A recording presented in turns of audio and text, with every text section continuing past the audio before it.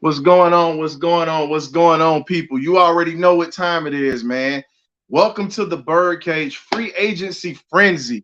My name is Ryan Walker, better known as the Historian, man. You already know what it is, man. We getting down to it and we getting nasty with it today. We gonna talk about what Chef Terry has been cooking up. You already know what it is, man. We definitely getting in the building tonight, so you can leave your comments, leave your prayers, leave your hopes, dreams, your benediction. It don't matter, man. Bring everything to the cage tonight, man. So shout out to all my family that is on Facebook right now, my extended Falcon family. You already know what it is, man. There's much love in this camp here. And shout out to all the viewers on YouTube. Thank you for also joining us tonight, man. We got a jam-packed show for you in this special edition. We're not going to be on here as long as we normally do, but tonight is just one of them nights, ladies and gentlemen. We got to talk about how Terry just chefed up and cooked up everything that's going on with the Falcons right now. And yes, we could possibly have a Lamar Jackson sighting from, just some news that we're seeing. We're not out of the runnings. We're not pursuing him anymore, as what we've said, but you never know. He might take a team-friendly deal. Who knows? But honestly, right now, it's all about Mr. Ritter right now. But before we get to Mr. Ritter, man, we definitely got to give a shout out to Mr. Terry Fontenot or whatnot for getting this money, getting us out of cap hell, and being in a situation to where we can actually make some things happen, maybe in the playoffs this year. Who knows? But as we said before, seeing is believing. We got to definitely do what we do. But starting off, one of our Falcons secondary members, Mr. Isaiah Oliver, he has been traded to the San Francisco 49ers. So, you bring in Jesse Bates or whatnot, you're going to sit here and talk about this, but let's just be real. Looking at Jesse Bates at this point, that's one of the best free safeties we have in the game. So when you look at one of the best safeties in the game, pound for pound, you're in a situation to where you have to make changes. It sucks because Oliver was starting to get his legs up under him, but it was a little too late. He was a late bloomer. Ended up blowing his knee out, didn't help him out. He came back, had a solid performance last year. But when you get a guy like Jesse Bates to come into your system, hey, man, you got to take it. You got to strike the iron while it's hot. You bring a young prospect into that's in his prime to help lead this secondary. He's played in the Super Bowl. He's played in Pro Bowls. He's also played in playoff games. So you having experience on that back end definitely helps. We're going to get into Jesse, but at the same time, man, it's just what it is, man. So I'm actually going to get into a little bit more detail to find out what we did get.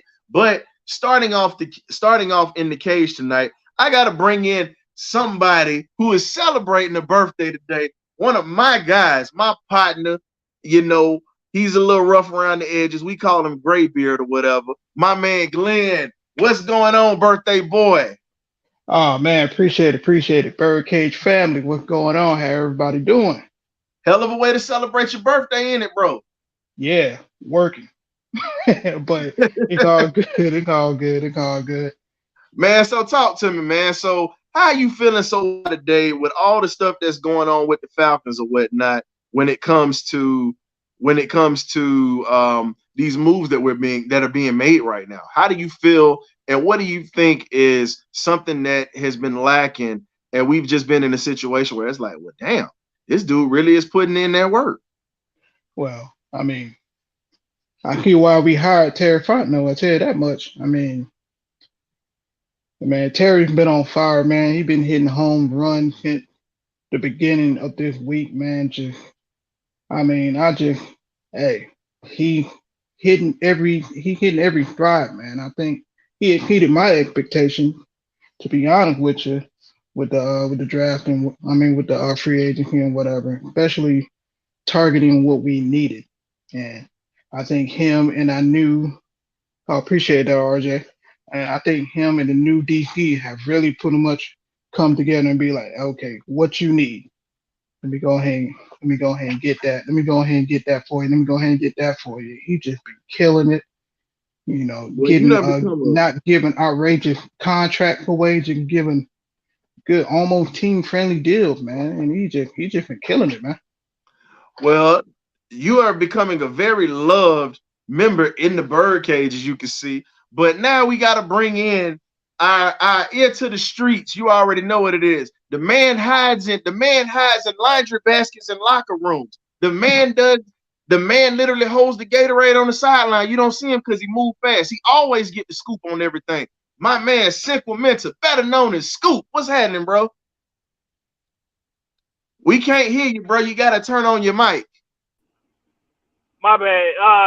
I'm on the car phone, so I might be a little distorted. And we brought your partner in crime, your partner in crime in here, Mr. K Dub Killer Killian Worthy, man. You already know. What's up, birthday boy? What's going on Oh with man, your birthday? appreciate it, man. Happy to you, man. You know what I'm saying? Man, Good, Man, appreciate it. good spirits today. Yeah, So- happy G Day, Glenn. Hey, appreciate that, man. Appreciate that, family. All this time we've been on the podcast, man. I never knew you was Pisces, so you know, but I got a lot of them in my Hey, house. man. So it's what's up. Hey man, I'm water, man. Adapt to everything. You hear me? all y'all fish. Surprisingly, you didn't try to go into the military or water service at that, my brother.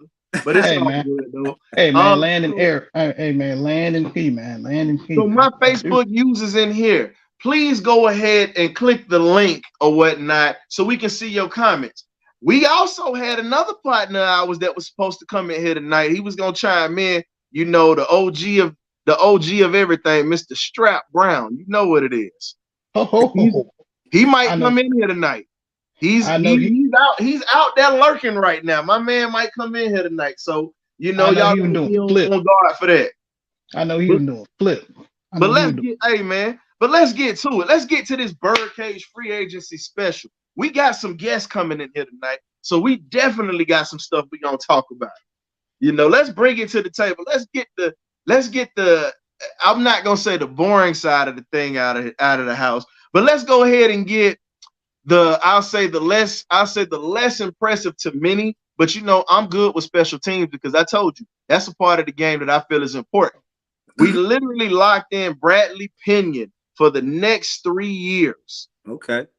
Falcons re-signed him for 3 years. And when you talk about bringing in a guy like Bradley Pinion or whatnot, you know, a 3-year deal with a weapon like that, good leg, you know, he showed out, he put us in good positions in many games or whatnot. You know, the only bad game I saw he had was in the Cincinnati game.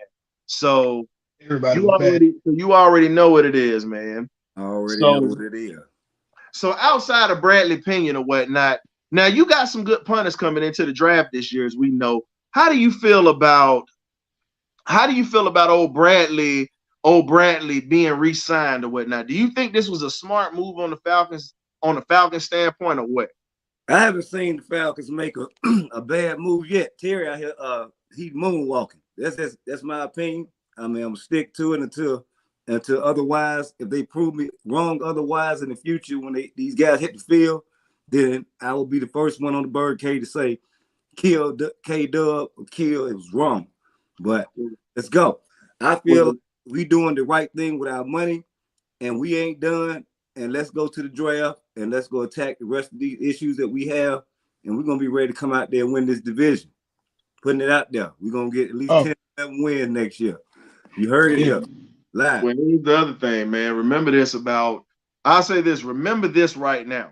When you talk about Bradley Pinion or whatnot, Pinion has got a contract that's worth $8.65 million, which he's going to be getting $4.325 million guaranteed, including $3.5 million this year to stay in Atlanta. So when you bring a weapon like that into, you bring a weapon like that back, that's smart. So you already know what it is, man. So I'm looking at it like this. That is a weapon that helps our defense out, because when we talk about playing field position, this is a guy that can flip the field with one swing of the leg, literally. Sure. And he's been doing it his whole career, and he's been doing it the whole time he's been in the NFL. I think when we got him, it was a steal when we got him. It sucks that, how can I put it? It sucks that we got him the way that we did, but it was trial and error. We drafted a punter out of Portland State that we don't even see on the field. Let's be real. Mm-hmm. We hadn't seen him on the field. He was supposed to be a prototypical type punter, but you passed on him. I mean, you brought him in, but you passed on some good ones. You fortunately was able to get Bradley Pinion away from the Buccaneers, which was one of their major weapons. So all I say is this here, man. It's just what it is. So like my man Artavius is saying, Terry, like you said, Terry's out here cooking. So when you look at what he's cooking or whatever, it's really, he's been sitting here accumulating people for the last couple of years. It's like a good, he a good old late Charles Louisiana boy. So you already know he cooking this thing up like some fresh gumbo. He got he's got the crawfish, he's got the crabs, got the sausage. He's pretty much got the chicken, shrimp, and he's got the boudins or whatnot too. With the okra, I mean, he's sitting there. He's got all the groceries. He's sitting here right now mixing up this roux. He can't mess up the roux. Once he gets all these groceries in the pot with this roux, you already know what it is. And to piggyback with Coach Brent was saying, man, he also our play. He also our placeholder too. So I think this was a good bet and a safe bet as well. So.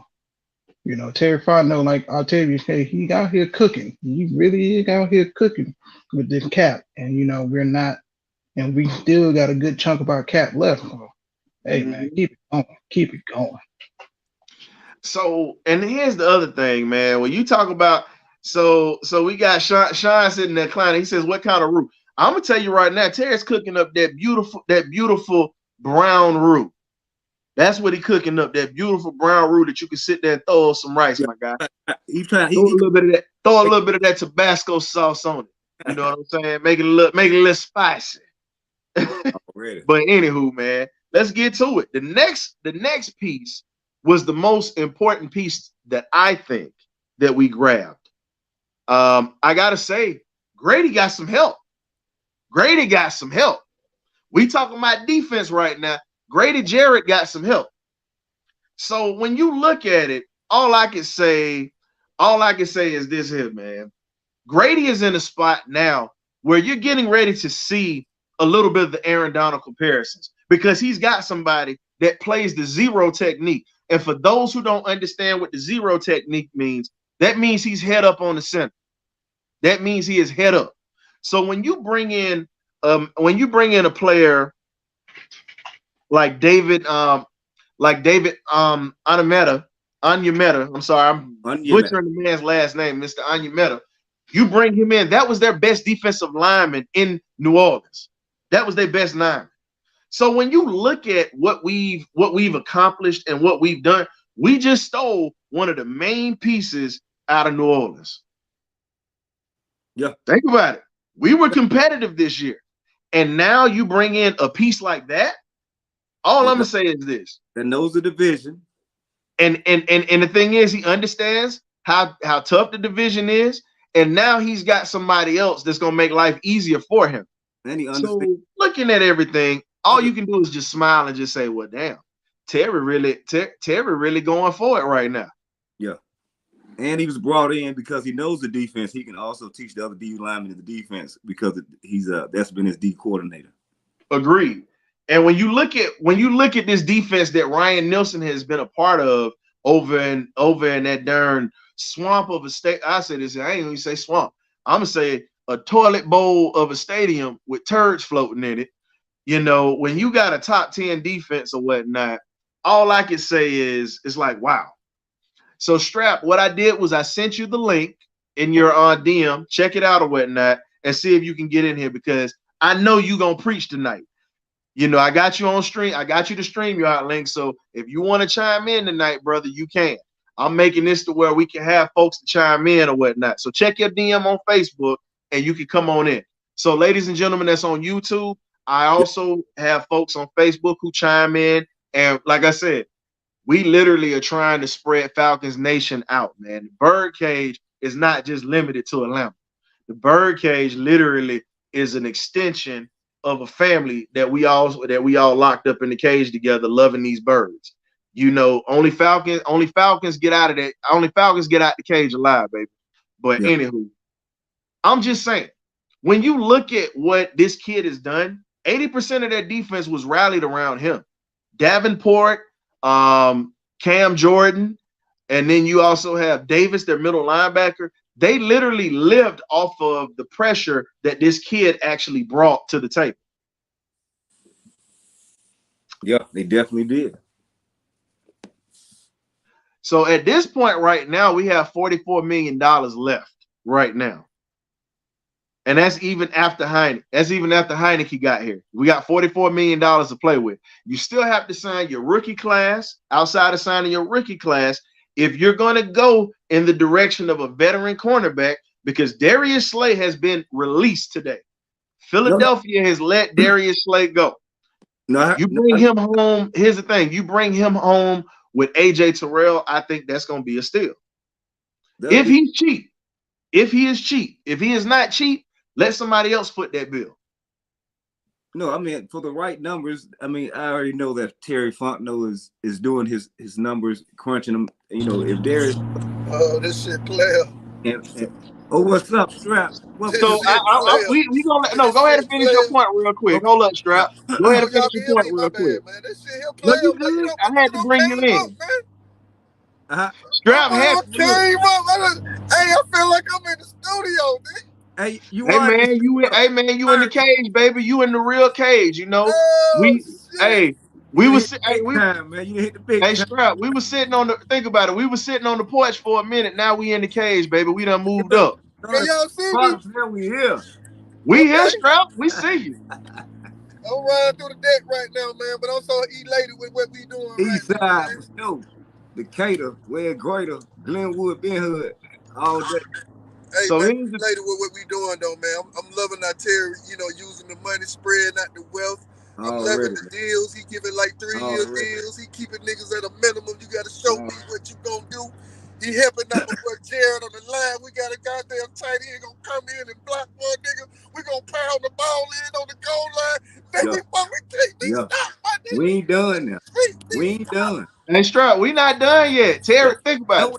We still got a rookie. We still got a draft coming up, and you still got 40. Think about this. You still got $44 million to play with. That draft class is not gonna cost $44 million. No, it's gonna be a smidget of that. So you're still gonna have money in your back pocket or whatnot. You understand what I'm saying? I think Terry should keep about $15 million in the back pocket just in case we got to snatch up a DB or something. Somebody get hurt. You know what I mean? I don't think we should spend all of it. We gonna keep 15 mil some of it back to the side. But that was the first wave. We got a second wave of free agents we finna go after. That was the first wave. That was the first attention to business right now. Now we go after the guys that you thought you worked that best way. No, you not. But we got so Strap. So here's the thing. Now you gotta look. Now you know we on a syndicated show now. You know we speak real, but you know you gotta take a little hot sauce out of it. I know you're happy. I got you. Nah, it's all good, bro. Cause think about it. Now me and you talked off the phone, and you heard how I was talking with it. Yeah, hey man, we gotta hold up. I gotta give a shout out to We Talk Hawks TV is in the building, man. Shout out to those guys over there that support the Atlanta Hawks, man. They are really one of the best podcasts out there. If you're a Hawks fan out here, basketball fan, this is where you go to get your info, man. Shout out to those guys over there. They came into the building to support us over here in the Birdcage. So we definitely thank you guys for checking us out, man. Good look. And they're also Falcon fans too, by the way. So getting back to it, Strap. Now we just stole, as I said, you got two key pieces of their defense. You stole the heart and soul of that defensive line. Then you get a linebacker who literally was a young guy that finally has turned the corner. It's not that he's going through growing pains. He's already there. You play 11 games, 78 tackles, 7 sacks, and 11 games. And this is your first time truly starting. And Caden Ellis right now, everybody's looking at it. They don't know about him. Caden Ellis actually has a football pedigree. His dad played in the NFL, played for the Detroit Lions and the Denver Broncos. His dad was a two-time Pro Bowler. His two brothers play for the Philadelphia Eagles currently right now. And his dad coaches defensive lineman at Utah, and he also helps work out with defensive linemen in the NFL, just like Chuck Smith. So the kid got a football pedigree. Right. And you bring him into this defense with his old defensive coordinator where he knows the system. You got him playing the way that he does with a young Trey Anderson who is going to be on attack mode. And you think about it, those two coming at you with Rashawn Evans, Lorenzo Carter, and that front four, it's going to be a problem. All of them going to get better. They're going to motivate each other, bro. Watch. Listen. Yeah. Our defense will be in the top 15. I agree. Yeah. And we should. If we make more moves, we might be top 15. And here's my thing that I got for you. I really believe that when you talk about us or whatnot, we're going to be in a situation where it's going to be on point. But right now, while I'm sitting here talking about being on point, I got to bring in my guy, Damon from We Talk Hawks. What's going on, baby? Welcome to the Birdcage, man. I got my Hawks stuff right in the back. So, hey, we good. What's good, baby? Thanks for having me on, my guy. I appreciate it. Man, you do wonderful things on that podcast, man, by the way. And I wanted to tell you, thank you for taking time out of your busy schedule to stop by. I'm definitely gonna be returning the favor, man, because I love the Hawks too. Hey, do that, man. Yes, sir. Yes, sir. Real quick, man. Channel over there, man. It's it's a fan channel. So if you notice, hey, we let all the fans. You got something to say, man? Hey, that's why I dropped that link. You just come up there, bro. Say what you got to say, man. You know, it's open, man. It's a fan forum, more like barbershop type talk. You feel me? I mean, right now they looking too good, man. But shit, these Falcons, hey, and Terry Fontenot, I trust my guy. He making moves, man. And make sure, I'm gonna tell you this right now, and I want him to see my face. Hey, Matt, they call me the historian, baby. I'm tired of you dogging DeJounte Murray. You gonna stop that. I'm letting you know this now. I'm in my house talking trash. I will be coming to see you soon. Just know that. You will stop trashing my dog Cookie Monster. He been stealing people cookies all year with all them steals. You gonna leave my man DeJounte Murray alone. Give me them cookies. You sitting there trashing him or whatever. That's one of the best defenders in the league. I'm gonna tell you like this. That dude right there gonna turn the corner and help us out.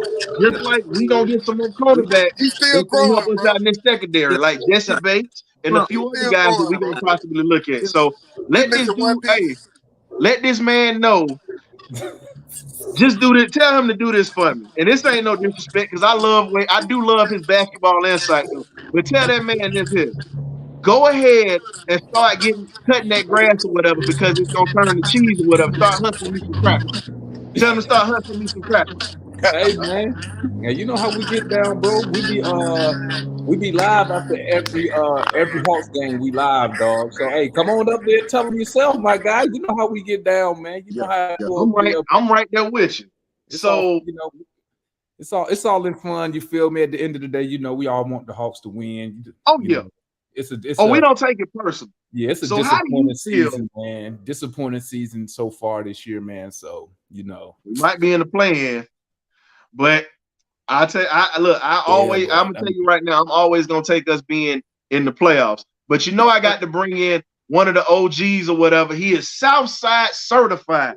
My man, Big Chauncey King, aka the OG of the South Side of Atlanta. What's happening? Chauncey, my guy right there, man. Chauncey don't want to come back on the show, man. He made an appearance. Everybody loved him, and then he just stopped coming, man. Shout out to We Talk Hawks TV, man.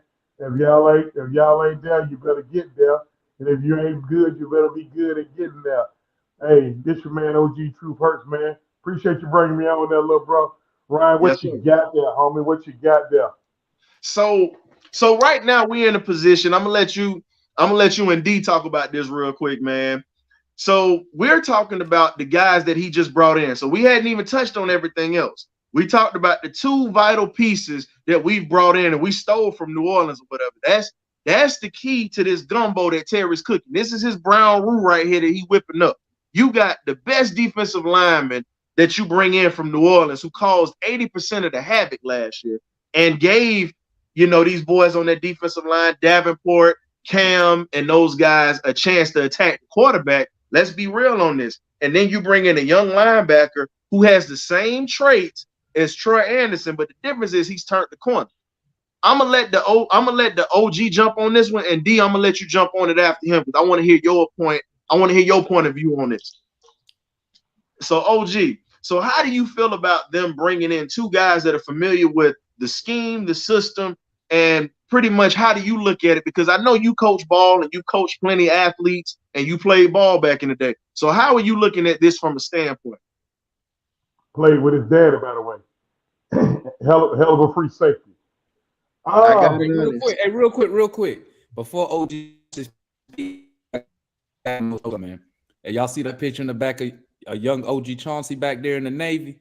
Y'all see that? Yes, sir. Yeah, hold up. Wait a minute. Y'all boys not fixing to outstage me on my show like this. Tighten up real quick. Y'all go ahead and chop this up. I got something for y'all. I don't ever step away from the camera, but I got to do this for y'all. Y'all not finna just come on here and outstage me. I'm a vet too, damn it. Y'all not finna outstage me. Hold up. Listen, man. I just like seeing Chauncey in his Navy outfit, man. That should be tripping me out, man. For one, brothers, it ain't rocket science. I mean, hey man, y'all gonna put some respect on my service, baby. U.S. Coast Guard, get it right. I walked on. Listen, I tell everybody like this here. We was walking on water when Jesus was helping Peter out the water. Okay. Yes, sir. Coast Guard, shout out. No. We got another Navy sailor in the corner right there, Chauncey. My man, Killian. That's a Navy sailor right there. So. We got the Navy boys in here. We got an Army soldier in here. So, hey, it's a beautiful thing when vets can get together and talk a little trash. Y'all tap in with me, man. If you're trying to get your disability up, man, tap in with your boy. Okay. I got to get back with you. I ran into some glitches on that, but we'll get on that later. Yeah. So, ladies and gentlemen, we're going to get back to the show, but I'm going to say this plug in here before we get to it. So anybody that's on here that are veterans, active duty, that's getting ready to get out or whatnot, I can help you with your disability as well because I'm, a disabled vet myself. And my man D right here is out here. So not only do we talk sports, we help our own out. It doesn't matter what branch you came from. We rib each other all the time, but at the end of the day, we all brothers and sisters at arms. So we got to take care of each other, man. So getting back to it, OG Chauncey, how do you feel about these two moves? No, what I was saying is, man, it's not rocket science. I mean, you bring a guy in here. I mean, you see what they're doing. Arthur Smith trades for a tight end, a guy that played in his system before. Okay, so they bring in a defensive coordinator from New Orleans, and what they do, they sign two guys that played in his system before. It ain't rocket science. I don't get why folks make this so hard. It's a necessary move. And listen up, people. As much as deeply rooted as everybody on this panel is in sports, I guarantee you it's somebody we hadn't heard of. So just because you hadn't heard of don't mean these guys can't play. And because I've been getting so much grief in the last 36 hours. Look, man, y'all relax, y'all calm down. Okay, these guys wouldn't be here if they didn't fit a need. What a lot of Falcons fans got to understand is we had depth issues as well. So even if these guys are not what is not passing your eyeball test, if nothing else, these guys are good rotational pieces, good depth pieces. Now getting back to the defensive tackle, that dude's a plug. Okay, he's what I call an ass crack guy. Defensive guys know what I mean when I say an ass crack guy.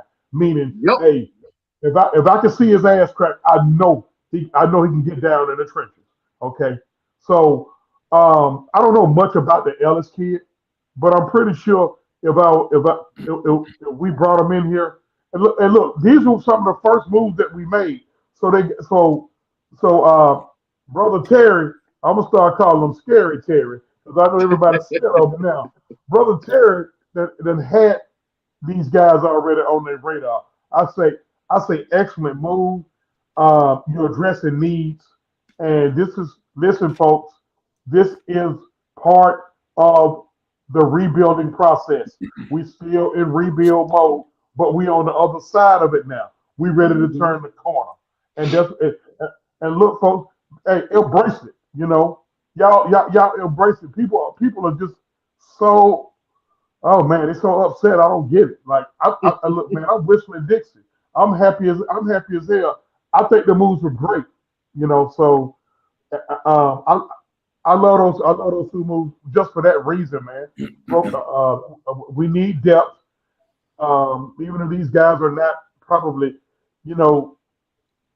I mean, I guess somebody expected us to bring Grady Jarrett next to Grady Jarrett. I guess somebody expected us to bring who's the other linebacker? Walker, not Walker. Walker. Speaking on, so you got Zoe Carter at the linebacker spot. You have Rashawn Evans, and then you also have a few. You got a few other pieces as well. You got D'Angelo Malone. But y'all get what I'm saying because I don't think. Because think about it, Chauncey. This is the thing. New Orleans is known for having a deep rotation on defense, even with guys that you don't know who can play. Anybody that is let me make sure I put this out for you casuals out here. And I call people casuals who don't really watch the game like that. They just root for the team. And there's nothing wrong with that. But when you talk about paying attention to your opponent, New Orleans comes in waves on defense, whether it's defensive line, linebackers, corners, and safeties. They're always rotating. So what Terry is doing right now is, as OG was saying, he's building up the depth. He's building up this depth so we can rotate. We can rotate consistently so we don't have tired legs on the field. That wears an offense out. The same way a defense gets worn down, an offense gets worn down when you're bringing in waves of different players. And speaking of that, and I'm going to let you talk, D, on this one, Caden Ellis is the son of Luther Ellis, former defensive tackle who played in the NFL for the Detroit Lions and the Denver Broncos, as I stated earlier. Kid come from a football pedigree. And he got his two brothers in the league, too, playing currently for the Eagles. So, his dad's a two-time Pro Bowler. This kid finally turned the corner, and now he's in a spot to where he's got a contract. Now he's got another home, and he can be here for a while. If he balls out, I think he's going to be a serious problem. What you got, D? Well, one thing, before I hop on that question, OG Chauncey, look, he done said this quote. I think he said this quote probably 2 years ago, if I'm not mistaken, maybe longer. Mm-hmm. And it go for a lot of fans. Atlanta Falcon fans want to be entertained. They don't want to win games. They want you to go out and get the flashy new watch. You feel me? The new car. You know what I'm saying? Terry Fontenot, let me tell you something, man. When it comes to general managers, the first thing I judge them off of, especially if they haven't been a general manager before on their own, is has he messed up any moves? Mm-hmm. To me, Terry Fontenot, he ain't messed up in no move yet. I mean, we got McGarry back. We got Lindstrom back. We got he brought in Bates. But my thing is this, on your question. Sometimes everybody's a nobody until you become somebody. So just because, like y'all said earlier, just because my man's name, I done lost train of thought. What's the linebacker name then? Keldon? Caden Ellis. Somebody do who Lurcon was until he came with Lurcon. Yeah, just because he's not a household name, I got a lot of faith in Terry Fontenot. I believe Terry Fontenot and his scouts have scouted this guy for a minute because the way we jumped on him and got him signed early, the homework was already done. Cleared through the coaches. The homework was done. So free agency open, and I like that. He had a target. He went after the target. You know what I'm saying? Didn't bullshit around. I mean, what's your complaints you can have about him besides you never heard of him? He a saint. Well, he came out of Idaho. A lot of people don't even know the kid is from Salt Lake City, Utah. The kid comes from Mormon country. So when you talk about it, anybody that knows football outside of the SEC, like when I say I'm a student of the game, I study it. I ain't talking about I'm a diehard dog. But when I say you look for other dogs on the field, it don't matter where they come from because they all over the place. Exactly. Now, you got to think about it. Utah, the state of Utah, you go back to even to the 60s, and you go back, and I'm even throwing a name in here that OG Chauncey was looking at when he was a kid. He watched him on Little House on the Prairie. And he watched him as with the Fearsome Foursome. Merlin Olsen came out of Utah State. So when you look at that, there has always been ball players coming out of that state. Manny Fernandez, who was with the 72 Dolphins, who literally helped them win 2 championships down in Miami. So when you talk about it, Utah has produced multiple defensive linemen in waves, and and quietly. And you know so what? When you look at this kid, my bad. He goes to a small school that produces defensive linemen and offensive linemen. Terry, I don't blame Terry. Like I want to see more dogs come here. Not gonna lie, but when you look at what Terry is doing and going to these smaller schools, I think he's doing a wonderful job scouting. But I'm just gonna keep it a buck with you. I'm gonna press for this. Now I'm a Southern University fan. I'm letting you know that now. I was supposed to play them. Got hurt. Long story short, I'm always supporting all HBCUs for number one. And I'm gonna put out kids that are there that could play at the Georgias, that could play at the big time universities. And I'm gonna tell you right now, the best receiver out of the draft that ain't 2 receivers out of the draft they're talking about, but they're not talking about him like they should. Jadakiss Bonds out of Hampton University. That is a monster right there. You want a number 2 receiver you can get later in the 5th and 6th round, go get it. That is a dude that is 6'2", 6'3", in between 210, 215, runs a 4.40, hands like glue, and literally reminds you of an Anquan Bolden with dreads. That's what he reminds you of. And you know what? The advantage that that the linebacker also has with his father playing. When you're coming from a football background, right? One thing will always be for certain: you may not be the best athlete, but when you growing up with a football family, your football IQ gonna be at another level. Yeah. Okay. He can talk the game. He's talking the game. If you can talk the game at a cerebral level, with your family, others, then that helps you see the game. It helps you plan for the game. You know what I'm saying? So I think that gives him an advantage also. But I'm happy with the signing. I think Terry Fontenot doing an amazing job, and they being patient, tracking the rebuild, unlike the Hawks, where we jumped the gun and didn't stick to the plan. Fontenot and them boys is sticking to the plan, going like clockwork. Release Matt, get off the Matt Ryan deal, get off the Julio deal. Boom, now we got Cap. We're gonna suck it up for you. The plan is going perfect. He got a deal. Think about what he did. Think about what he did in New Orleans, and I'm gonna let Graybeard jump on this. Gotta let the birthday boy jump on this one. Just think about this. They had a bad salary cap for years in New Orleans, for years, and now that Terry is gone, ain't nobody balancing them books no more like he was doing it. The man was literally balancing the books, and not just balancing the books. It's pretty much like we say, man. Tuna, give me. It's a tuna fish. It's a tuna fish sandwich. You're gonna put a little green, you're gonna put a little stuff on it, some salt, some pepper, a little mustard, mix it up, get your little celery, chop that up and whatnot, a little bell pepper. You slice that up in a little onion and mix that in with that tuna fish or whatnot, and a little mayo in that. Hey, you got a nice little sandwich or whatever. Terry's been doing that for Atlanta and for New Orleans. And now that he got some money, he getting ready to we moved up from peanut butter and jelly sandwiches and tuna fish sandwiches, and we moved up to being able to eat jambalaya, gumbo.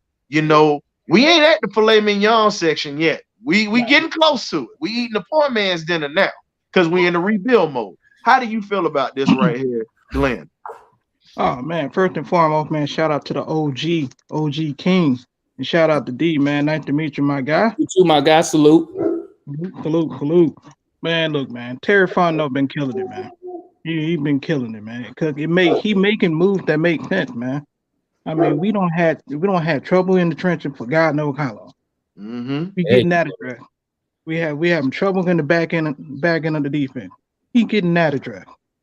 I mean, he attacking what we need before we start evaluating what we want and whatnot. And he's not spending so much money on just one individual player or whatnot. He's making it work, and whatever the case may be. You know, I've been hearing from the fan base. I've been hearing on 92.9 The Game talking about, oh, we got Taylor Heineke. I'm like, well, Taylor Heineke should beat him back-to-back years.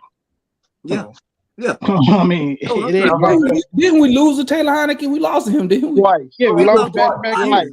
We lost him twice. We lost to him there. We lost to him here Hold first. on. Speaking of losing, we ain't losing nothing right now. We just gained the first lady of the Birdcage. She done stepped in here from a hard day's work of chasing around the little kids with the silver teeth, little silver caps on their teeth that eat fried chicken. What's going on, Professor Bree, better known as the First Lady? What's happening? Nothing much. How are y'all? We good, man. We been seeing your posts. We okay over here. Yeah, we want to hear your perspective on this. How do you feel Terry has operated so far? You already know how I feel. I already told you. In Terry, I trust. How about that? Terry, I trust. I told you the other day, was it Friday, that my biggest fear was we jump the gun and do something stupid and force our hands, but that has not been the case. So I'm happy. You know the thing about that? And on top of that, we didn't sign Lamar, so I'm definitely happy.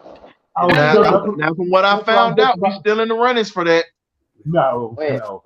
I've heard. No, I'm just saying this is what we've heard. Like I said, I believe he really wants to get out of Baltimore because, like I said, I live up here in Philly, so I hear this on the radio a lot because they talk about a lot of these teams that are in this Northeast area. They said they could see him going to Washington, even though they got Sam Howell. You're talking about Eric Bieniemy being there, so I can see him going over to Washington because they'll pay anything for a quarterback that's going to win for him, and it gets him out of the division. You know what I'm saying? Because Baltimore does not want him to stay in the AFC. We all know. Because eventually they're gonna have to see him. God forbid he go to Miami with those horses they got down there. Listen, it ain't rocket science, y'all. I mean, hey, I think everybody got two good working ears. All you gotta do is listen. They said 5 days ago they are not pursuing Lamar Jackson, and Terry ain't told us a lot yet. So I mean, unless we're his wife and he got a side piece, I don't expect him to lie now. They say they're not going after Lamar Jackson. So let's proceed. I mean, we got 3.5 quarterbacks in our quarterback room right now. I call Felipe Frank the half quarterback. Man, that joke couldn't hit the broadside of a barn with a doggone softball, man. Come on. I'm gonna tell y'all why I keep a Felipe Frank. And see, me being a coach, one thing I love is versatility. See, Felipe Franks, he's just an emergency quarterback. If something bad happened to two other guys, he can go in there and take snaps. But he also lines up at tight end. He lines up on special teams. So when you got a guy that can do multiple things, he may not do them well, but when you got a guy that can do multiple things, that you may not have to keep that fourth tight end. You may have to keep that fourth tight end, because they got him listed as a tight end. So, until we get to the point, because right now we still in a position where we can't just go to getting rid of too many guys. We had 25 unrestricted free agents this year. I think we've signed like six or seven of them back. So we got to replace those spots, y'all. So what you don't want to do if a guy's already under contract, unless he just stunk it up that bad, don't want to get him up out of here. But he's versatile. That joker stealing. OG, that joker been stealing darn checks like You know, I understand. I'm just saying he's been stealing checks. I But he understand. said he's a versatile fill in. That's what And he is. okay, well y'all want to sit here and talk versatile. Now y'all already know y'all finna pull me out the shell. Now I'm trying to be civil right now, and you finna pull me out my shell tonight. I got guests in the house, and you gonna try to pull me out the shell tonight. That's fine. You already know I always do, so it's fine. Let's go ahead and get to it then. Felipe Franks has been cheeks since he was at Florida. Let's get this straight. Inconsistent with the ball as a thrower, as a quarterback. He had Kyle Pitts. He had Kadarius Toney. He had Freddie Swain when he was at Florida. He had playmakers. He couldn't do nothing with them. He goes to Arkansas and literally has a mediocre season because his running game helped him out. Now, as a tight end, OG, I got to disagree with you on that. He couldn't catch a piece of cutty if it fell off the stage in Magic City in his lap. Let's be 100 about that. So all I'm saying is this. The man stealing checks like Dante Fowler was stealing checks. He need to take his monkey ass up out of here. He got to go. If Matt Schaub stayed on the Falcons a long time, Felipe Franks need to be he's versatile. That's the captain. Matt won games. That's the difference. I understand what I'm saying. We still in a position where we just can't go to listen, before I get rid of a guy like Felipe Franks, he may not do these things well, that can do 2 or 3 things. I'm gonna get rid of somebody who can't do one thing right. So true. Trust me, I get what you said. We know he can't hit a parked car throwing the ball, okay? We know he can't catch a cold butt naked in December. But hey, a guy he's a special teams guy. I done seen him blow up a couple of guys on special teams. Let's just hold up before let's hold up before we go to get rid of too many guys. Because again, we had 25 unrestricted free agents. And no, I'm not related to him. I'm not dating his mama or nothing like that. But he's a versatile guy. Okay, just like number 35. Number 35, he don't do a whole lot of stuff well. Avery Williams. But number 35, hey, he can return punts. He can return kicks. He's a gun on special teams. Hey, you can bring him out of the backfield, catch passes out of the backfield. You can split them out wide. And guess what? If you have a guy go down late in a game on defense, you can stick him out there at cornerback. That's the type. Hey, I'm telling you, man. Coach's dream is to have versatile athletes. But Chauncey, I got a question about Felipe Franks though.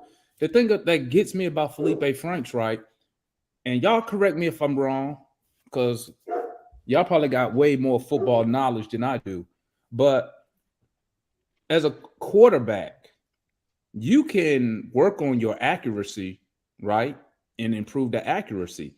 So my thing is this with Felipe Franks, he's been here how long now? 3, 4 years? Has he improved in any part of his game to make we'll find it. To make you know what? Not this year. Hold on, wait a minute. No, we won't. You know why? I'm gonna tell you something. If Felipe Franks have to line up at quarterback this year, we in bad shape. That means Riddle done went down, Heineke done went down, and Logan Woodside done went down. Yep. So, listen, y'all, relax. That's why I said 3.5 quarterbacks. He is literally the emergency quarterback.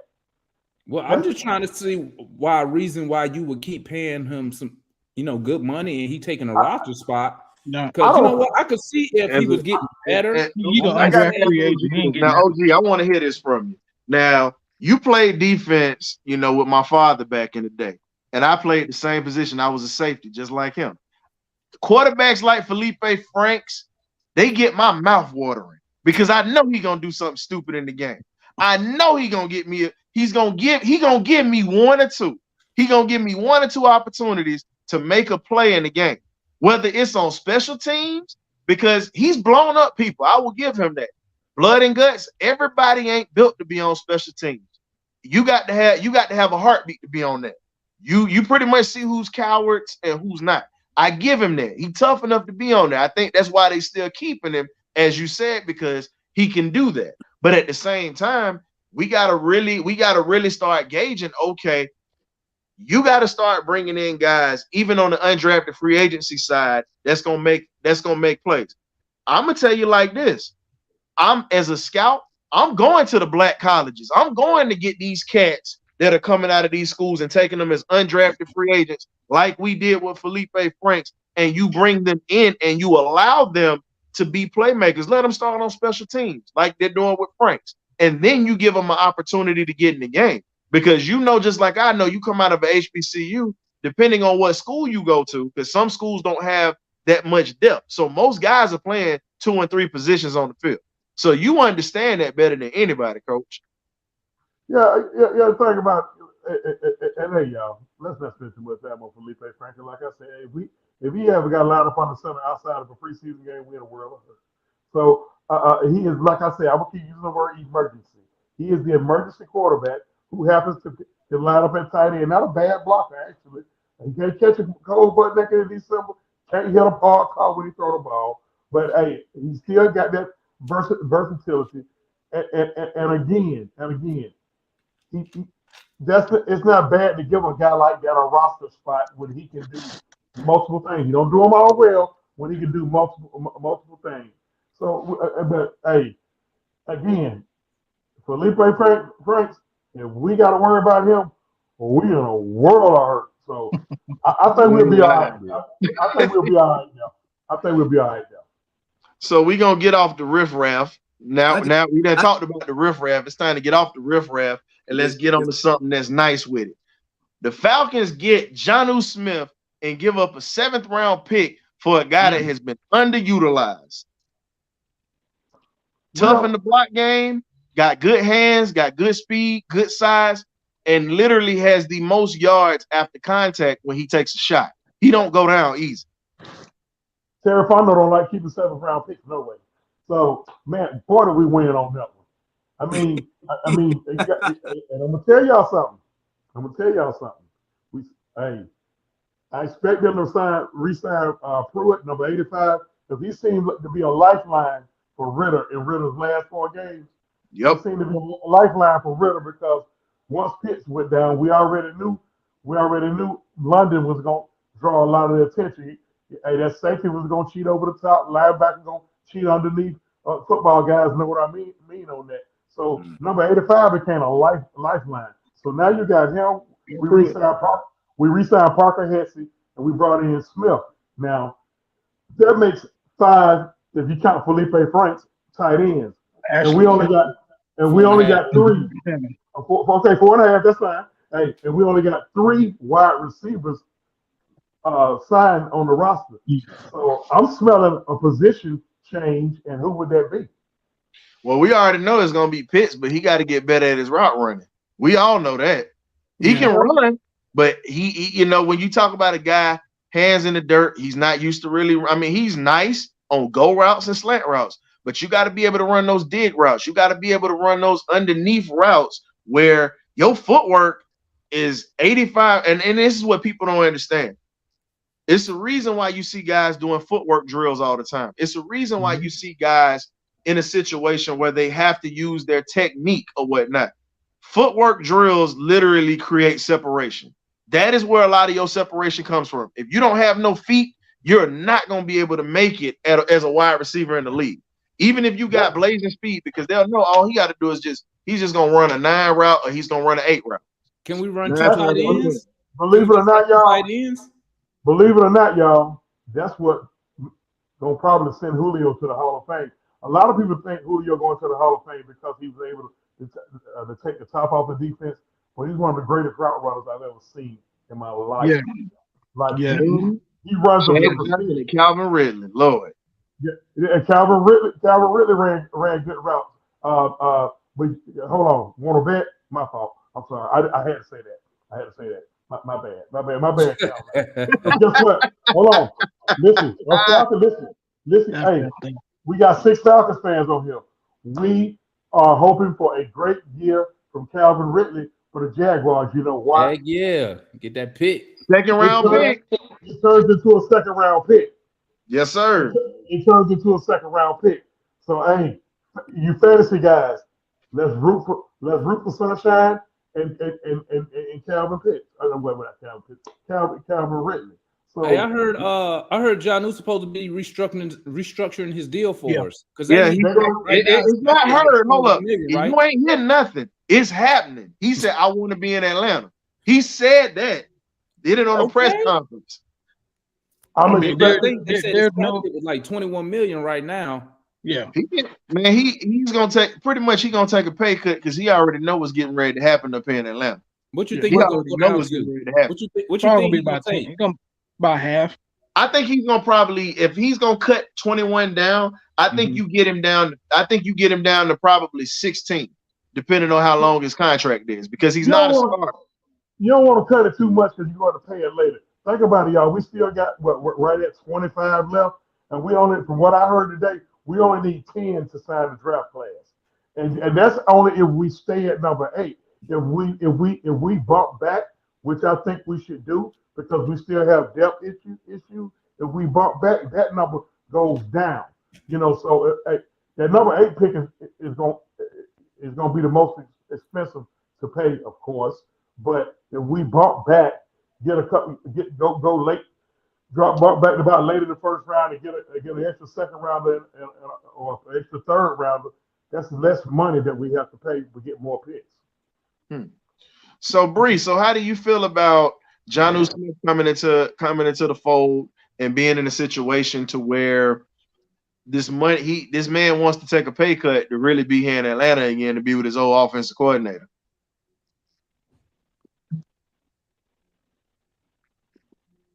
Hello. Bree. Well, I don't know too much about him personally, but if he has a good chemistry with Arthur, can you hear me? Yeah, we can hear you now. Can you hear me? Yeah, you cutting in and out slightly. Move to another part of the house. I think what she close to the router. Yeah, you got to move to another part of the room because we. She was saying she don't know much about him. She said she don't know much about him, but neither do I, Bree. But what we do know is he's been in Arthur Smith's system before, and a lot of guys like being comfortable. Same with the two guys on defense, with the defensive coordinator. A lot of guys feel comfortable with guys that they don't play with before. Is that what you were trying to say, Bree? Can you hear me now? Go ahead. See, I didn't even have to move. I said, if the chemistry between the two works, it makes sense. You know, he already know his play scheme, so why not? And then on top of that, the man want to take a pay cut to be here, by all means, just budget in a better way. So it shows how serious he wants to be here in Atlanta. And speaking of pay cuts, we got to talk about somebody else that decided to take a pay cut to come back. A familiar face, Mr. Caleb McGarry, chose to take less money to stay in Atlanta opposed to going to Chicago, where he literally would have made bank. Oh no, yeah, he would. No, it was Denver. Broncos. I'm sorry, it was Denver where he'd have made bank, but Chicago also was talking about offering him too. OG. Yeah. Denver was ready to give him 15 a year. He stayed here for 11. Hey, that means somebody's bought into what's going on around here. Exactly. He's a big part of that. He's a big part of that run game on the right side. Listen, he did what he's supposed to. I guess there was a wake-up call, a kick in the ass for him. When we didn't pick up his option, he came in and camp chiseled. It was almost like he was working out with Damon. Chiseled, way in shape. And he came in and he basically played his way into a contract, and he took less money. That's big. That's huge. Heck like yeah. I was expecting a leader right there. I was expecting to lose him, y'all.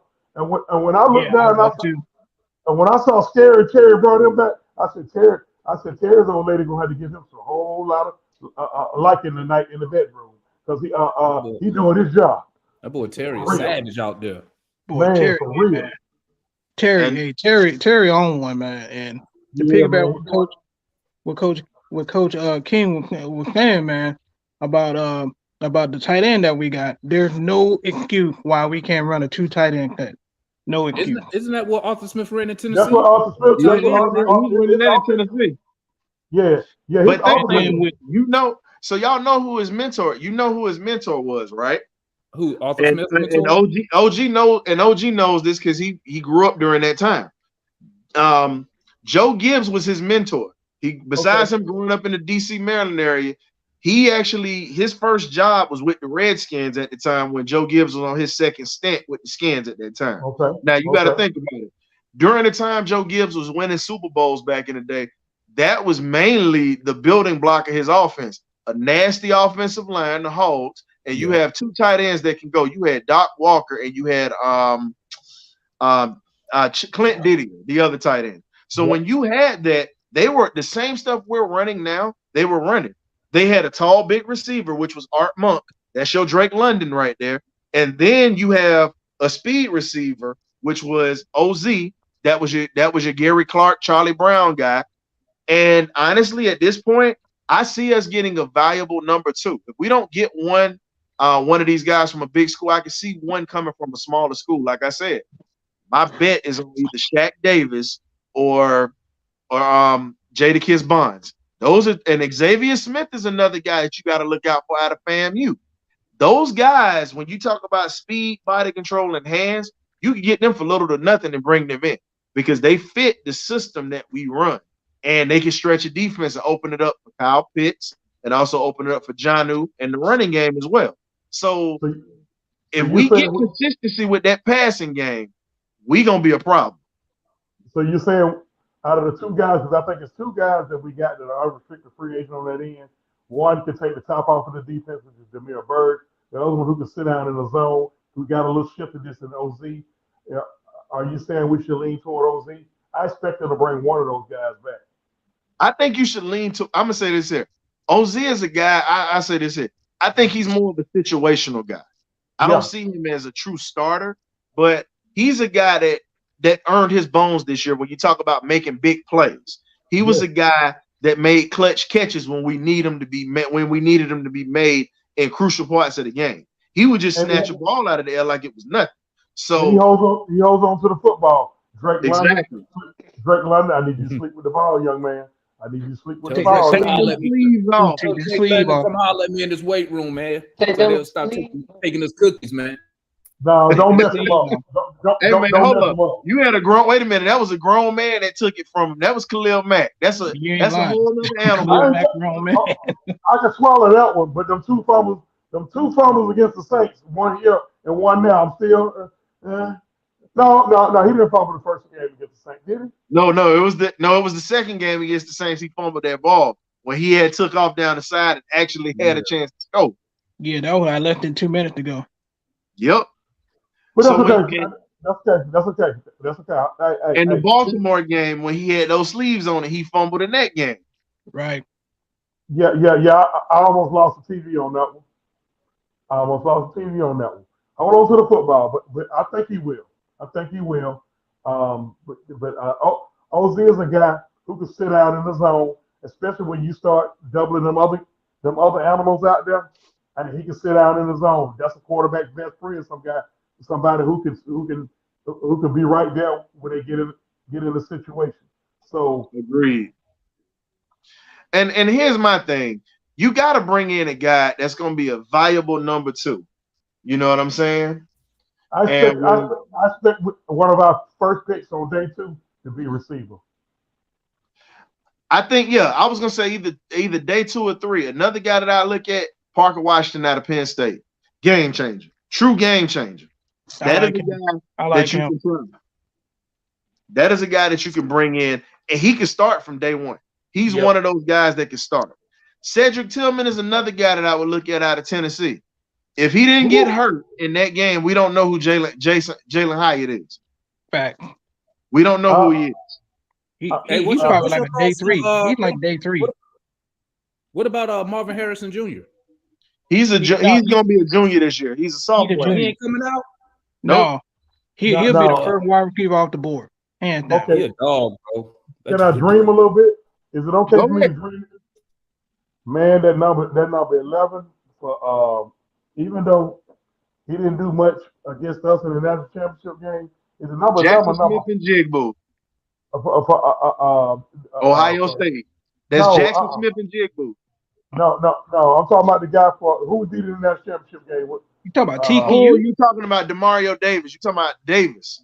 Yeah. Ooh, boy. Out of Little guy with good TCU. speed. That's Boy. Davis. Ooh. Yeah, he a dog, bro. Homeboy dog. I mean, he ran up on some dogs. I seen him play down here, man. Cause I got I go to the Baylor games, Baylor Big 12. When TCU played Baylor, man. Yeah, dude. I gotta bring my guy. I gotta bring my guy Foot. I gotta bring my man Foot in the building, man. Foot up in the building. What's good, my guy? Can't call it. Foot, talk to me. Foot come through here all the time for you, boy. So it's only right that we gotta bring him into the cage for the first time. What's going on, man? Hey, can't call it, man. Glad to be here, man. Finally, start getting time to get on these things. Demond, no, I've been killing his. Hey, this the only place I see Foot where he be positive at, man.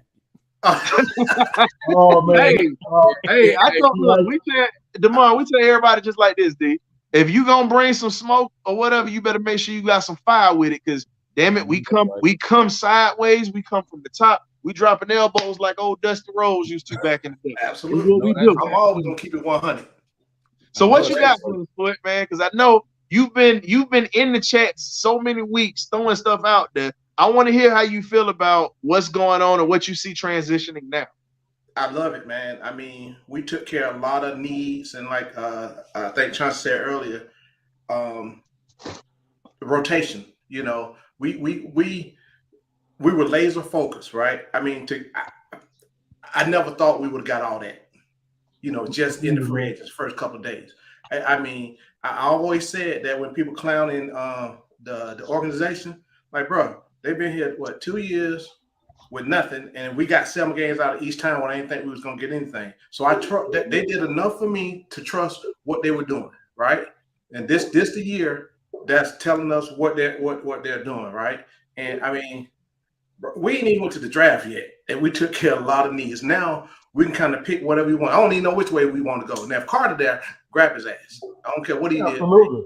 Right? Absolutely. But other than that, just take his keys to the car from him. Just take his keys, make him catch an Uber. We'll be okay. Take the keys. That's it. He'll be all right. We should let him slip past us at 8. In my opinion, if we do, I'm not gonna throw a pity party. I'm not gonna throw a pity party. But right now, I don't know which way we're gonna go. I had us taking either Broderick Jones out of Georgia or that big corn-fed white kid from the Big Ten. I can't think. That's Peter. So that's Peter Skoronsky that you're talking about with that one. Yeah. But it's another kid that I don't know, and I know you paid attention to him when in the Peach Bowl. 6'8", 365, 370-pound offensive tackle out of Ohio State, DeWan Jones.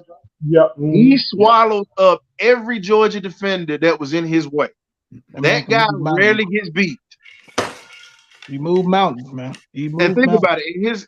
I'm gonna give you this here. During his combine or whatnot, dude was light on his feet. When you got a man that big that's running under 5 seconds in his 40 or 9, close to 5 seconds at that size and that weight, who want to stand it? I'm just saying this from being an old defensive back. Who want to stand in front of that moving full speed? Nobody. Just being real. If I got to stand in front of him, I will. You better make a business decision, especially guys that play your position, right? I mean, hey, if I'm not 240, in between 230, 240, I ain't stepping in. If I step in front of him, it's gonna be because I don't want to get talked about bad on film. I got to make some kind of effort. But if you want to know, I'm gonna have to figure out a way how to get around it to get to the ball carrier. Not many people can do that. And he's made all-American players look bad. I'm talking about to the point where you want to snatch the kid's scholarship. That's how bad he's made some guys look. And we talking about guys that's going to be first-round picks. So, I mean, just think about it. Now, Peter Skoronsky, and I've described it before on many other shows, comes from a football pedigree. His grandfather is Bob Skoronsky, who played for the Green Bay Packers when they were winning championships under Vince Lombardi. His grandfather practically trained him all the way up until his death. So when you talk about the running game, he's educated on how to pull, because Vince Lombardi's famous play, the Packer sweep. Hey, you got an alley here, an alley here, and you seal, and you pretty much seal it. You pretty much have a seal here, You fill the alley with that blocker and open it up. And that kid is literally that good at it. It's genetic. So if we draft somebody, we got to draft somebody who can move and be able to move around, because we got running backs that hit the hole at light speed. Okay, let's address the elephant in the room. Go ahead. Offensive line wise, 2 of them. I'm gonna break out 2 names: Matt Hennessy and right tackle out of Michigan. Played guard his first year.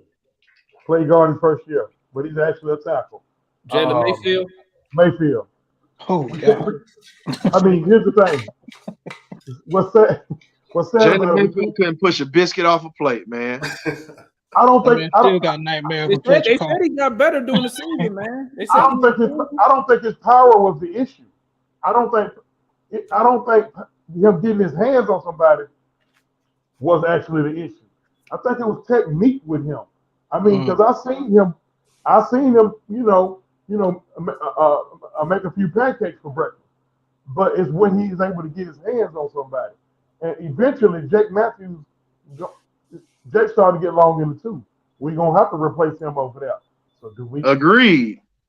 And I've said this many a times, and so many people have gotten mad about it. And I'm like, look, you got Mark Evans II coming out of University of Arkansas Pine Bluff. You got Broderick Jones coming out of Georgia. And here's another guy that you got coming out of Georgia as well, Warren McClendon. That is another guy that no one is talking about. We can get him for the low. Exactly. You get him for cheap. Let him be groomed. Let him, and you have to understand this. The man is still dealing with the disappointment and the loss of one of his best friends who passed away in a car wreck, Mr. Devin Woodland. He's still dealing. He was in the car with Devin when they got in that accident. Fortunately, he didn't get seriously hurt. He just got stitches. But it's more of a mental injury more so than a physical injury. He watched him die. The man died in his hands. Yeah. So Cedric Von Prime Granger, the center, was the one who held Devin Willett when he passed in his arm. Warren McClendon got knocked out cold. He actually was able. I don't know how he got up and he walked out of that car. He was just bleeding. He had to go get stitches, but he was fine. But mentally, he's doing and saying the right things. But if anybody has ever, any of my vets that's in here that went through combat, or if you got friends that some people that have done some things that we're not gonna talk about, we'll leave that alone. If you've ever been in that situation where you've lost anybody close to you in unfortunate circumstances, and you're right there. You understand what that kid is going through. So he's doing what he can to push through.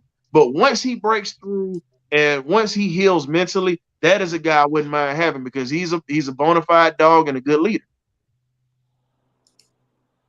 Hopefully he's going to see a sports psychologist or something. Right, exactly. No argument. My concern is Matt Hennessy, because I ain't sold on Drew Dahlman, especially snapping in the shotgun. God Almighty, bro.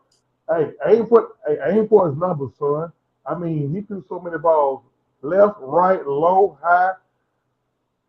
Hey, but we got there. Hey, if them two can't sort it out, we got to look at that center position. That's the middle of the line. That's the guy who calls the signal. I mean, how you think we're going to address that, Chauncey? I mean, I don't think it's no real veteran centers available in free agency that's worth a damn. And I know we ain't finna waste no 8th pick on a center. So how can we address it? They was looking at somebody. I just heard it the day before yesterday. They was looking at somebody. Right now, we just going to help those guys. Hopefully, another year they'll get better and they'll sort it out between the two of them. But man, what about re-signing arguably the best offensive lineman in football to a 5-year, $105 million extension? We had to. Yeah. And dude Dude only like gave up 1 sack in 2 years. That's 34 games.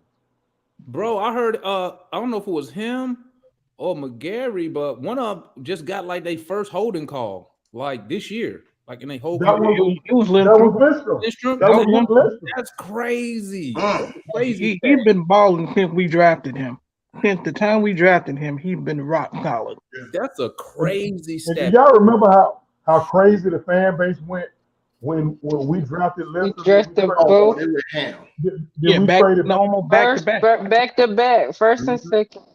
We traded back up to the end of the first round to get McGarry. Now that's the right side. Hey, listen, the O-line position.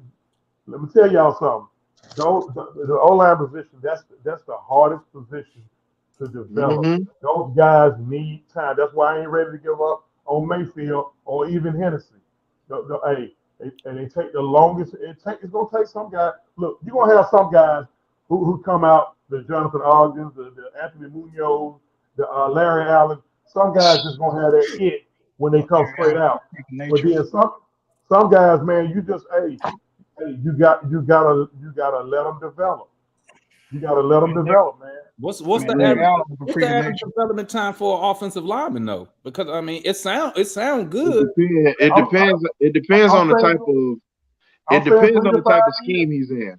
You got to remember this, because classic coaches in the trenches or whatever. But I'll tell you this: it depends on the type of scheme that they're in, because you have to remember that the Cincinnati Bengals changed their offense up when Sam Weiss got there. It became an up-tempo offense. So instead of Anthony Munoz beating you down for 40 plays out of the game, you double that because of the tempo of the game. Right. More plays he's on the field. That's 80-something plays that he played, 80-something snaps he played in the game during the time Boomer Esiason was back there at quarterback, and they had Sam Weiss there with that up-tempo offense. So when you talk about a guy like him who used to run marathons, so he was in great shape. So when you talk about a guy that size beating you down on every play, he played pretty much every position on the offensive line. Very intelligent guy.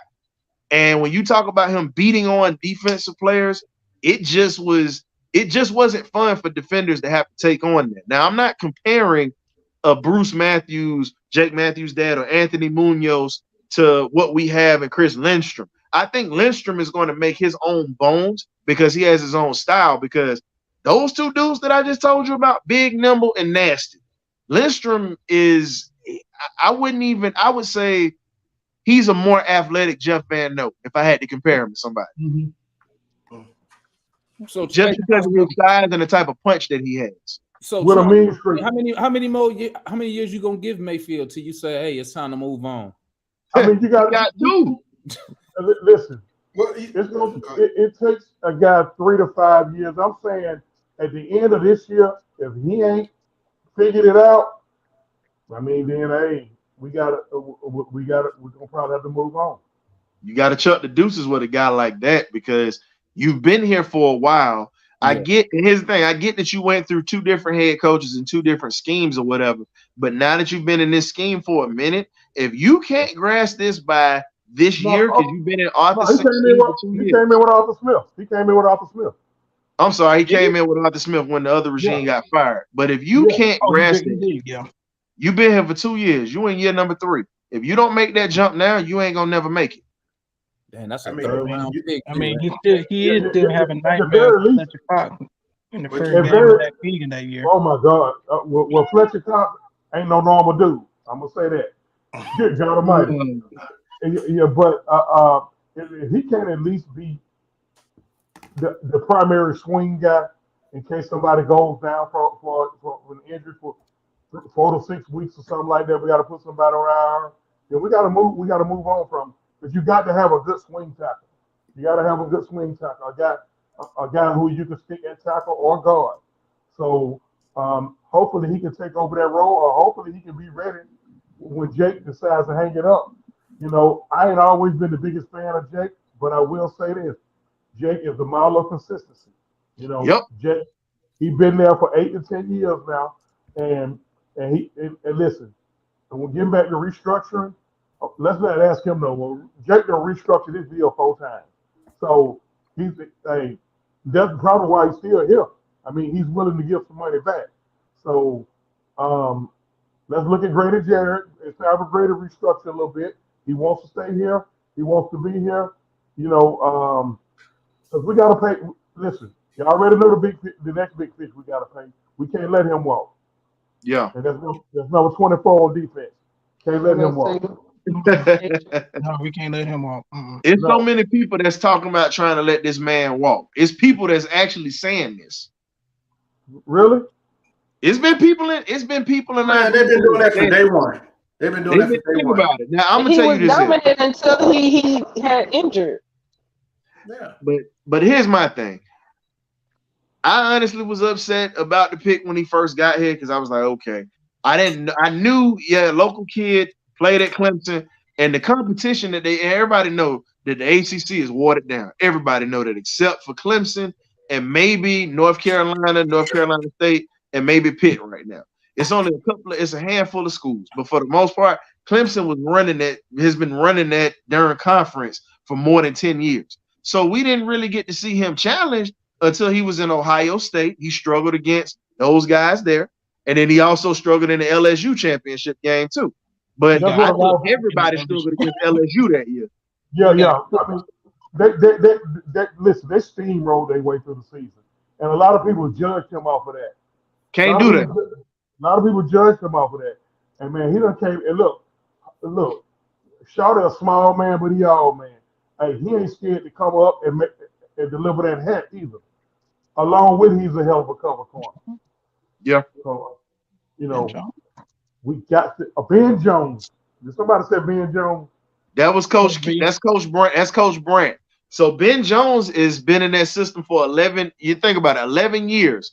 University of Georgia guy. We all know Ben Jones if you're a Georgia fan, and he's been in Tennessee that whole time under Arthur Smith's system. So you bring him in, you get maybe 2 or 3 good years out of him, like an Alex Mack. I think that makes sense. I'll take that. Friendly deal, I'll take that. Alex, no Alex. We don't get Alex Mack. We don't make that Super Bowl run. The only sad thing about that is he played in the Super Bowl on a broken leg. I think that was a bad decision because it affected him in the second half. Whatever they shot him up with, it wore off, and Belichick came up that gap the whole second half. And I can't really blame him. I mean, a lot of people can't walk on a broken leg, much less play what 80 snaps. It's only 2 players I know that did that in the Super Bowl. It's only 2 players I know. T.O. Alex Mack is one. Jack Youngblood is the other one. The only 2 people to play in Super Bowls with broken legs. Those are the only 2 people I know that played in Super Bowls with broken legs. I'm sorry, T.O. played. But here's the thing. He was healed. Here's the thing. T.O. had time to heal. Jack Youngblood didn't heal. Neither did Alex Mack. And you talking about guys that played in the trenches. T.O. was out there on the island. He wasn't getting hit every play. Yeah, just being real. One leg. They just shoot them boys up. Don't get out of there. But think about it. As a receiver, he didn't even, he wasn't even 100%. He was 85, 75% giving the Patriots the business in that Super Bowl on one leg. T.O. was. But and here's my thing. No disrespect to anybody that's on here that's a wide receiver. Don't take it personally. Y'all are divas. I'm sorry. Y'all are divas. When you talk at me, I hang out with the fat boys. I love the boys in the trenches. They got the best food. They got the best liquor. They throw the best parties. And guess what? A lot of them get the baddest females. I'm just going to be real with you on that. So that was why I used to hang with them. I had my own swag being a safety. But them dudes, that life of the party. But they're some of the hardest working cats on the field. If you this is why you don't ever disrespect offensive linemen or defensive linemen, because those guys, broken fingers, messed up backs, knees, ankles. You're talking about guys that are in a situation where they're getting beat on play after play. So anybody that's in them trenches got my respect. Anybody that's done played the game and that's done been in the trenches, or you've been on the defensive side of the ball or offensive side of the ball where you've had to go in that scrum, You see what they go through. It ain't pretty. It wasn't meant to be pretty, but it had to be done. Hey man, that's part of the game. But I'll say this, man. I got respect for certain receivers, but for the most part, receivers are divas to me. I'm sorry. They ain't.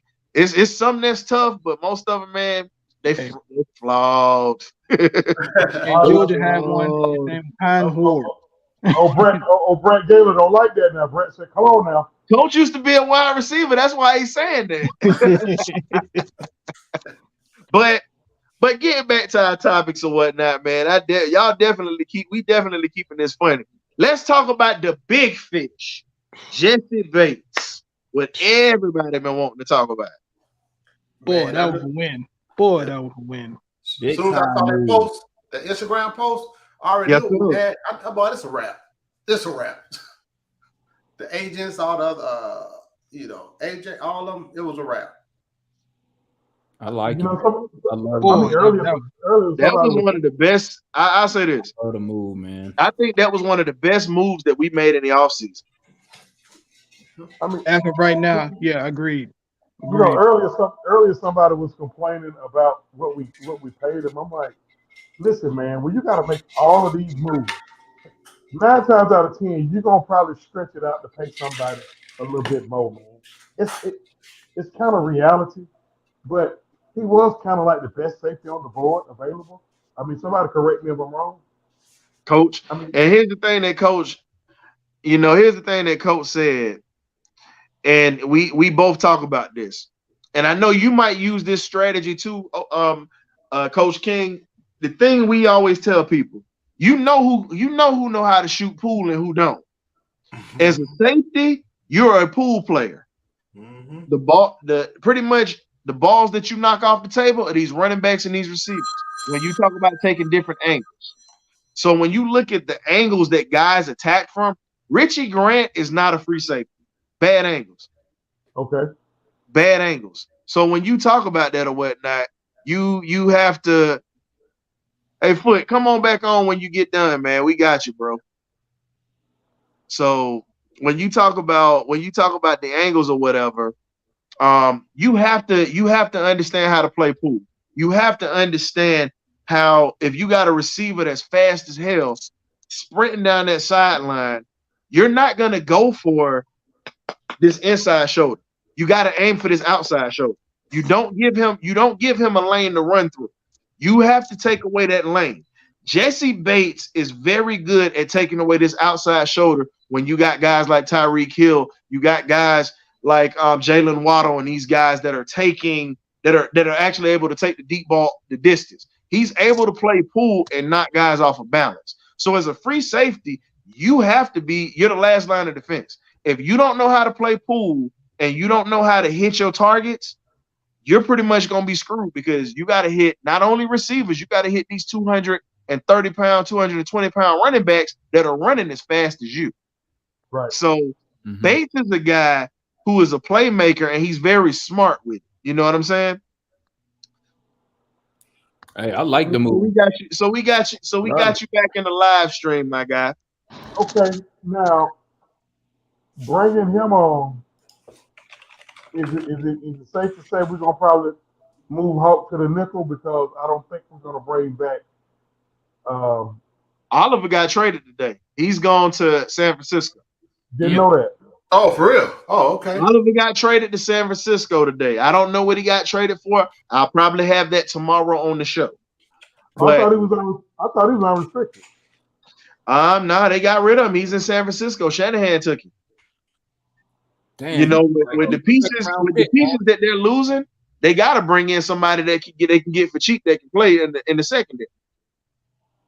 Because Philly exposed that secondary. Oliver was a second-round pick, huh? He from Dan Quinn regime, ain't he? Yep. From Colorado. Yep. Dan Quinn said he was a great athlete. The only issue he was long. He tried to compare to Richard Sherman. Yeah, the only issue I had with Oliver was his availability. When he was on the field, once they took him off that island and put him in the slot, he pretty much did his job. Exactly. But you got to stay healthy, man.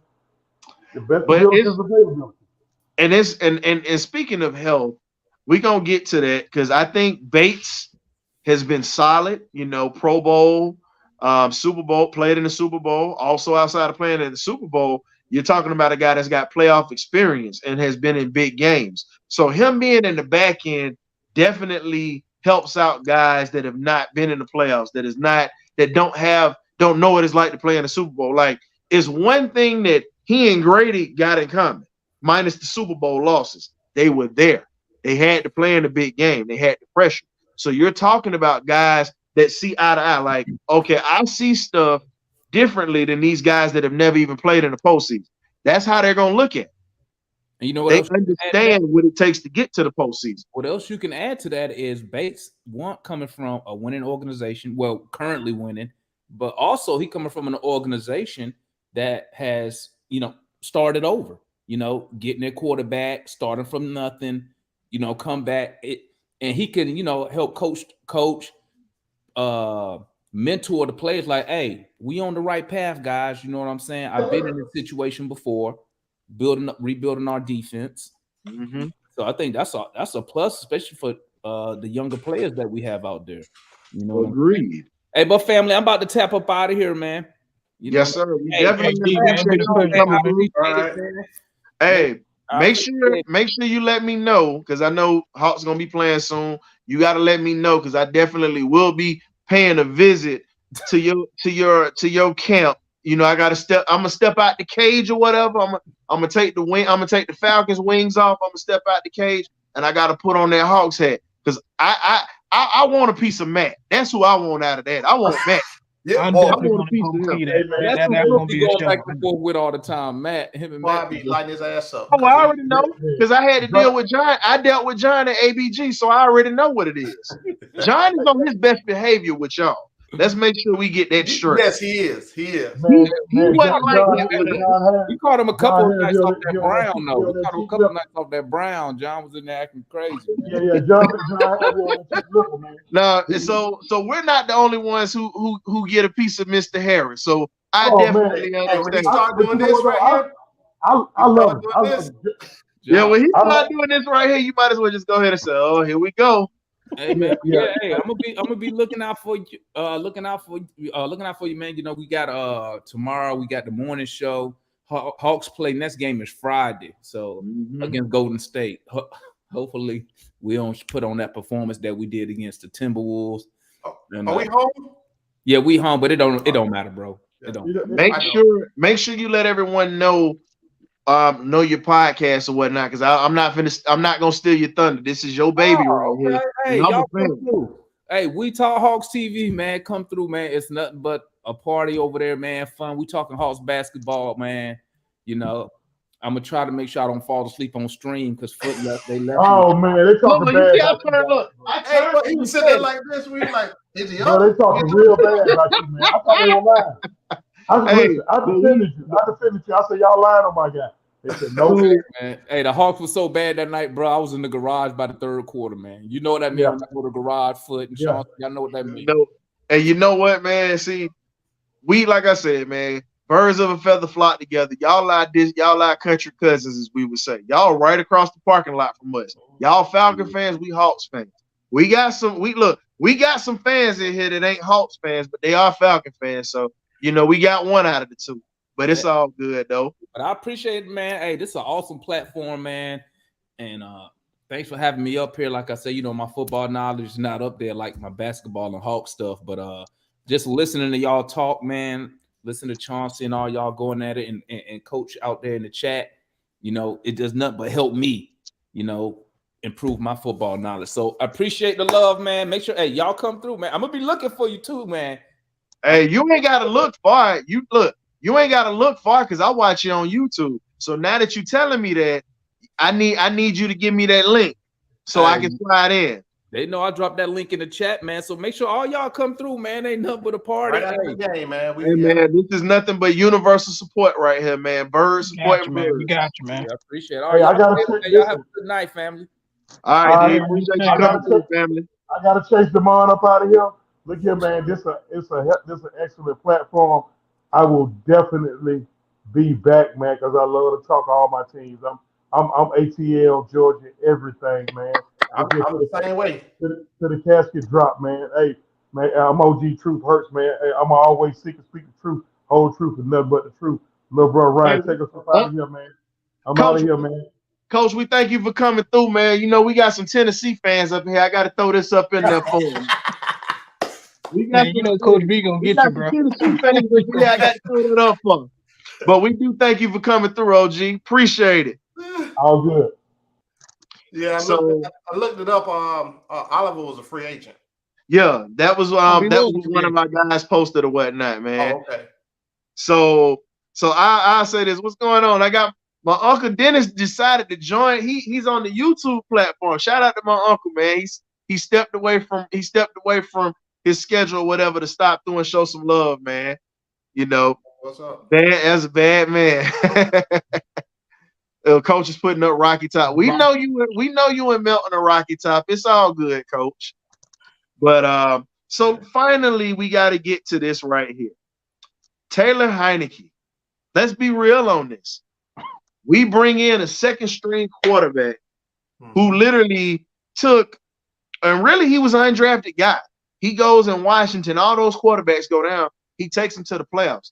He's literally giving Tom Brady and the Buccaneers all they can handle in 2020 and almost beats them. Now they lose at the end, but he pretty much made his name known in that game. People don't know that he was the Gatorade player of the state of Georgia when he was coming out of high school. A lot of people don't know his background. The kid has always had odds against him, just like Desmond Ridder and many others. But when you look at him, the guy beat the Falcons twice. Boy, he's a baller. I'm gonna say this. He's a baller. I'm a Ridder fan, but I call a spade a spade. Yeah, he's a baller, man, because he lit us up. I mean, he lit us up. You know, I remember him, coming out, but but when he lit us up, like, bro, let me go look up what this boy been doing since then. I've been following him, but yeah, I can say his consistency is the issue, but the kid is a baller. Most definitely. I agree. How you feel about it? I agree, man. I mean, when he comes in, man, he take up he don't shy away from the challenge, man. He look at the challenge straight up. And when we played him a year ago at home, and when we got the lead because of Cordell Patterson, that man marched right down the field fearless. Got him in score range. I mean, with the game-winning touchdown. So, he will challenge Ridder every snap. But that's what he needs. Think about it, Glenn.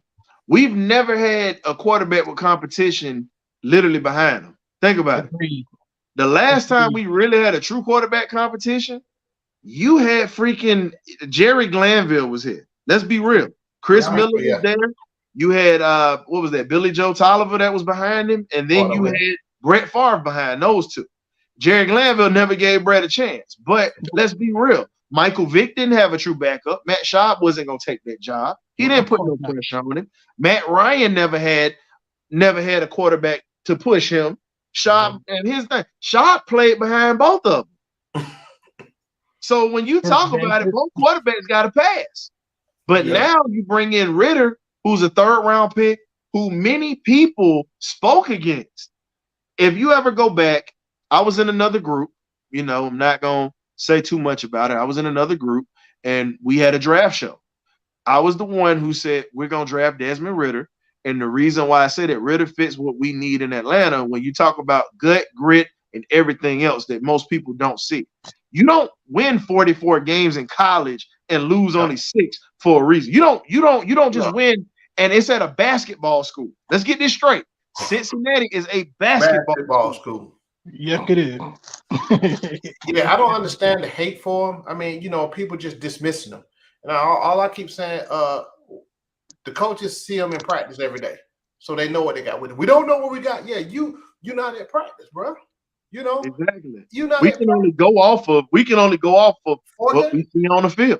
And I can tell you right now, I believe Ridder didn't know the playbook when he first got here, because I'll be honest with you, with the foolishness that Mariota put down, I really believe Ridder could have stole the job, but I believe that he didn't know that playbook like he should have known. I'm just gonna be real. That makes sense because and you don't. And here's the thing: you don't throw a rookie out there that does not know what he's doing at all. Because first, you're gonna kill his confidence. Secondly, you're gonna make it easy for people to have points. I wasn't a fan of Mariota coming here, but I supported him because he was under center. But I also understood that that was a stopgap move. That was a stopgap move. And we've heard from many other platforms that Ritter is a guy that they're like, oh, well, he's a third-round pick. He's not going to be anything. We've got to bring in Lamar Jackson. Okay. You bring in Lamar Jackson, you can't address the defensive line. You can't address the linebackers. You don't get Jesse Bates in the secondary. You have so many other issues that you need to fix. Hell, that offensive line needs to be fixed in pass blocking. So when you talk about it, like, come on. Don't put, this is my thing. Don't put stock into just one player because we're not one quarterback away from winning the Super Bowl or even getting to the playoffs. Let's be real. You got to give him pieces that is going to help him out so he can utilize all his abilities so all that pressure is not on him. Absolutely. I agree. I got love. So hold up. So, Michael, I know that Kelsey came out of Cincinnati, but let's be real. No one really even was talking about Kelsey when he came out of college. Nobody was talking about him. Now, you know I'm a huge college nut. I knew about him, but he wasn't a highly talked about tight end coming out of Cincinnati. Andy Reid turned him into the monster that you see right now. So, no, I'm not going to say that. With Alex Desmond Ritter put Cincy on the map. You can sit there and not say that, but Ritter put Cincy on the map, bro. Sorry, I'm sorry to put that out there, but that man was the one who put Cincy on the map. Him and Sauce Gardner. And basically what it was. I didn't watch him much. I watched him a little bit, but then I really watched him. We saw him firsthand in the Georgia game, right? So he was a playmaker. My issue when he first got here, especially in the preseason, he was loose with the ball, right? From picks or possible picks, right? So as those 4 games went on, I can see his ball placement was a little better. He was getting a feel of the game and playing better. He got comfortable. And everybody don't realize this. The game speed, if you ever play any sport, it don't matter what sport you're in. Game speed is totally different from practice speed. Totally different. It is at a whole nother level. It is muscle memory, and you're not thinking, you're just reacting. And hands down, Ritter was starting to pick. Everybody wanted to trash him, saying, "Oh, well, he played against the backups in Tampa." No, man. Let's kill that noise right now. David, when you look at it, their defense, they had their starting defense out there when that game started. Second quarter, they had their starting defense. They pulled them around the middle of the third quarter. Ritter started to heat up in the third quarter, at the beginning of the third quarter, not the middle, while that defense was still there. So everybody was like, oh, well, it took him a month to throw a touchdown. Okay, I'll say this. When you talk about Ritter taking a month to throw a touchdown, let's talk about the touchdown that got called back in the New Orleans game that CP caught in the corner. Yeah. Let's talk about the drop touchdown pass that Demetrius Byrd had in the freaking Baltimore game. Let's talk about Drake London, dropping a touchdown pass in the New Orleans game too, when he had a surefire touchdown when he was marching down the field when Ritter put the ball on him. Let's talk about all of these drops and all of the fumbles that came from that. So if you're gonna criticize anybody, make sure that you cross your T's and dot your I's. Don't just call him out like that. Make sure that you say it's the whole situation. But folks ain't gonna do that. There's always a narrative, right? They jump on the lightning rods, right? Instead of football, right? It's hot and cold. Just think about it. Lamar Jackson. There's a lot of folks been talking about Lamar Jackson, this and that, and then this. Once that first day of free agent, everybody like, oh yeah, good. But we couldn't have done that. We couldn't have done all this without. Now you're happy, but all in. But like you said, we want a quarterback away. I just wish folks talk the game, stop creating narratives and table dance for everybody that says something. Well, Foot, I'm gonna tell you this here, bro. you have individuals who move narratives to fit their arguments, and it's not factual. Exactly. But at the same time, they will shun you when you hit them with facts. And the problem is this: if you can't accept accountability for that, it's just what it is. I'm just gonna be real with you on that. If you can't accept accountability for just say you don't want him here. Yeah, I can respect that more than you sitting there giving every excuse in the world of why he can't do this. No, let's just be real on this. You don't want the man here. Just say you don't want him here. That's all you got to do. Most people will respect you a lot more and will listen to you. But when you have individuals who never can be wrong about things, and this is not geared towards people, because we got a lot of fans that can't be wrong about stuff. You got people that are, we're like, here's the thing. We on a platform where we just sharing our opinions. None of us are getting paid for it. Exactly. Now, I'll be honest with you on this. Now, if I get me a job as a scout or whatever, y'all can go ahead and come at me with all the foolishness y'all want, because I'm telling you, I honestly would move like Terry. The only thing I would say is learning the financial side, because finding talent ain't the problem. That ain't the problem. It's just where are they going to spend that money with the talent? That's the question. But ladies and gentlemen, tonight has come to an end. We do have the Birdcage coming tomorrow night. We definitely will see you guys then tomorrow. This was just a little free agency frenzy. I want to thank my guy Foot. I got to thank my guy Graybeard for coming through. And I'm going to go ahead and get you guys out of here. So I want to thank these guys for coming through, man. I want to thank my guest Chauncey, Damon. I got to thank Killian. Got to thank Scoop, and got to thank Coach Brant. And everybody who participated this evening. We definitely appreciate what you bring to the table, because at the end of the day, this is a show that is made up by people's opinions, made up for the people. So we definitely appreciate everything that you're doing for us and how you continue to support us tomorrow. We have a jam-packed show tomorrow. We have an interview with an Olympic legend.